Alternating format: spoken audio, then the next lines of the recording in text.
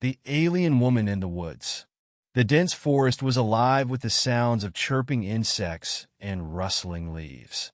Sergeant Ethan Blake moved cautiously, his boots crunching softly against the undergrowth. His mission was to scout for potential threats after reports of unidentified activity in the area. As the sun dipped below the horizon, casting the woods in shadows, he felt a nagging unease in the pit of his stomach. A glimmer of light ahead caught his attention, a faint, blue glow filtering through the trees. He gripped his rifle tighter and moved closer, every step measured and silent. When he reached the source, he froze. In the clearing stood a figure unlike anything he'd ever seen. She was tall and slender, with shimmering silver skin that seemed to ripple under the faint moonlight. Her large, almond-shaped eyes glowed faintly, mirroring the eerie blue light that emanated from her body. Her hair, if it could be called that, cascaded like threads of liquid light, glowing faintly in the darkness. She was alien, unmistakably so. Ethan's training kicked in, and he raised his rifle instinctively. The alien woman flinched, her glowing eyes widening in fear. She took a step back, her hands raised defensively. Despite her otherworldly appearance, there was something undeniably human in her reaction, a plea for mercy. "Don't move!" Ethan barked, his voice steady despite the adrenaline surging through him. She didn't respond verbally, but pointed to herself, and then to the forest behind her. Her gestures were frantic, as though she was trying to communicate something urgent.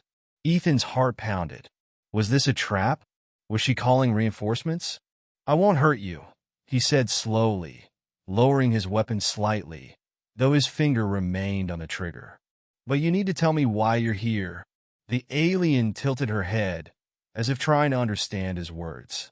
Then, to Ethan's surprise, she crouched down and began drawing in the dirt with a long, delicate finger. Her movements were quick, precise. Ethan stepped closer, his rifle still at the ready. She had drawn a rudimentary picture, a small spacecraft crashing into a dense forest, followed by a figure, herself, emerging from the wreckage. Around her, figures with guns approached.